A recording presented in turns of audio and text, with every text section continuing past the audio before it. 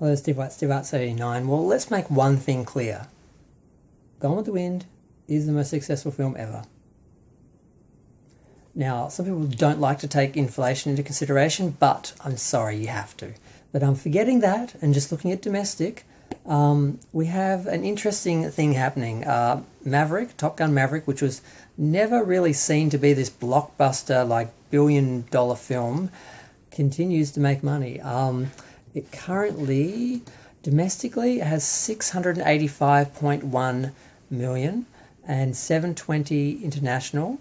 So that's 1,405,120,000.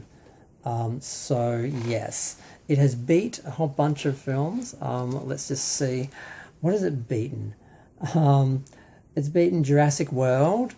It's beaten Titanic, although inflation, I don't think, including inflation, it's a film, it's like 20 years old. I don't think it beats it that way. But if you just look at the straight numbers, yeah, it does beat it. Avengers Infinity War, which is only a couple of years ago, it bet that. That was 678. It's getting close to Black Panther, which is at 700 million. So another 15 million, it'll beat that. It probably won't beat Avatar because that's 760. I can't see it making, $75 million before it finishes. I don't see it doing that well. It might beat Black Panther. It might beat Black Panther. I hope it doesn't. But yeah, it's getting pretty close. But why is it doing so well? Well, it seems to be a very right-wing political thing where people are seeing it, regardless of if the film is or not, as some sort of statement on masculinity and American culture and the military and all the good old American sort of ideas, and that it's being sold on that, and people are going to see it based on that. They're going to see it to spite other films. And this is very clear. I'm seeing all the time, hearing all the time people saying, oh, this is great. It's not like this film. It's not like that film. It's it's made for the general audience. It's made for middle America. It's made for real American people who believe in America, and it's just America, America, America, guns, guns, guns, military, military. Good old traditional masculinity. It's just it's people are going just despite that. I hear people saying, I'm going to go see it again because I want to show Hollywood. I want to teach Hollywood a lesson. I want them to see that we want to see this sort of film, not the Eternals or whatever else they consider, woke. So it's fascinating to see that it's got these legs, these right-wing legs these political legs that are keeping it going. I'm not saying the film isn't good and it wouldn't have done well on its own, but without that political, wagon attached to it, it wouldn't be doing this well. It just wouldn't. I mean, it would have done well because it seems to be a good film. It hit at a good time. It survived the main sort of summer season and now has no competition and just doesn't seem to be stopping. The only thing that's going to stop it is the fact that it's gone to digital. It's down. You can watch it on streaming and download it. I think this week. I think it started or is starting. I forgot. But once it starts to do that, people won't go out to see it in the cinema as much. Even though it does seem to be a film that that people feel needs to be seen in the cinema.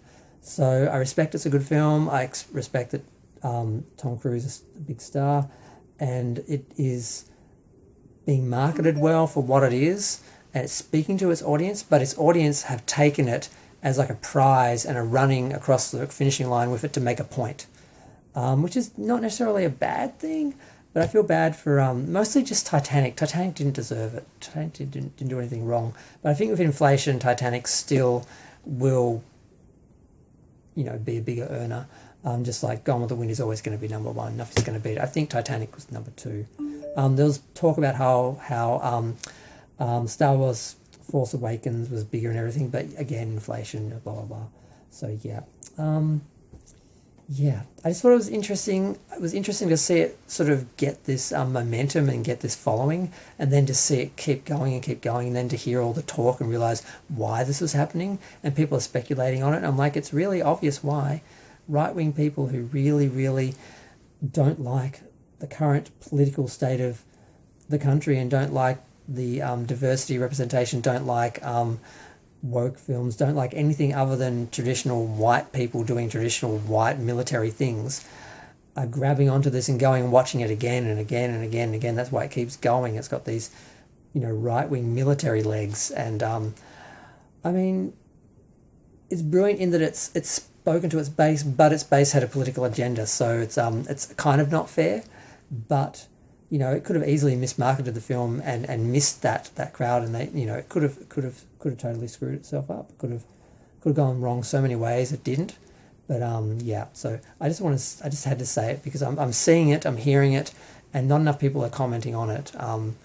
Because no one wants to upset the right wing because they're ruling everything, and that's what's really scary. More people need to speak out about things, and people are not. They're scared to because, But I'm too small to cancel, so I can say whatever I want. I'm going to go. Bye.